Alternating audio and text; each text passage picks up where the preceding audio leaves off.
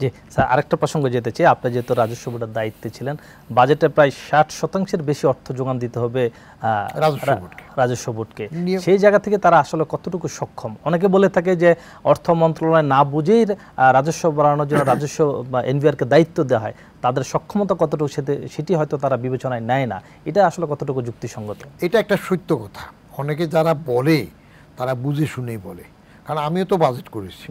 তো finance ministry যখন budget করে, সে বাজেট মিটিংয়ে নেয়, তারা যেটা হিসাব করে সবসময় যে গত বছর কত তাকে টার্গেট দেওয়া হয়েছিল, প্লাস এখন ইনফ্লেশন কত হইল, ইনফ্লেশন তো অটোমেটিক এমনি বাড়তেছে, প্লাস আমি আরেকটু বাড়াবো কত, ওইটা করার সময় অঙ্কটা দেয়, যে কারণে ওই সংশোধিত বাজেট আসছে এটাকে আবার কমায়, কাটে, অ্যাটেন্ড করতে পারে না। তারপরেও একটু অ্যাম্বিশাস বাজেটের একটা সুবিধা হইল এই, আপনার mild tension is always better. আপনি একবারে গায়ে গায়ে 10 টাকা রোজগার হবে, 10 টাকা খরচ করবেন, তাহলে আপনার অ্যাম্বিশন থাকবে না। একটু চাপে থাকতে হয়, চেষ্টার জন্য করতে হয়, এটা ভালো। কিন্তু সক্ষমতার যে প্রশ্ন তুললেন এনবিআরের সক্ষমতা তো এখন তো বলতে গেলে, আমি এনবিআরের চেয়ারম্যান ছিলাম, সেই জন্য আমাকে অনেকেই বলে আপনার ছোট ভাই নাকি, কারণ উর রহমান তো মিল আছে, হ্যাঁ, মতিউর বদিউর মিল আছে না। আমি হইতে পারে, আমার আন্ডারে তো জয়েন্ট কমিশনার ছিল। সক্ষমতার জন্য ভালো লোক গড়ে তোলার যে প্রসেসটা, দ্যাট ইজ ল্যাকিং, সেটা নাই।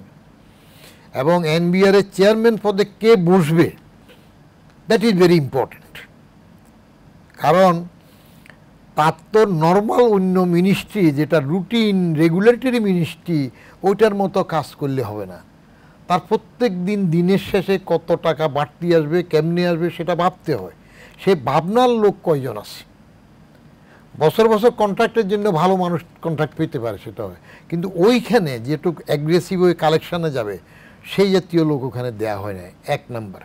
2 নম্বর হইল নিচের দিকে যাদেরকে করবে তাদের ইনসেন্টিভ প্রায় দেওয়া হয়। আমি থাকতে ফখরুদ্দিন সাহেবের সাথে, মির্জাদের সাথে কথা বলছিলাম, ঠিক আছে আমরা যে টার্গেট দেব, বলে দেব যে ওই টার্গেটের উপরে যদি তোমরা কালেকশন করতে পারো, without harassing people, without torturing anyway the people, নিয়ম মাফিকভাবে বেশি কালেক্ট করতে পারে, বাড়তি যেটা করবা, সে এখন আমাদের 4 লক্ষ কোটি টাকা টার্গেট দিল, যদি আমরা 5 লক্ষ কোটি টাকা করি, তাহলে আমি আরও 1 লক্ষ কোটি টাকা বেশি করলাম।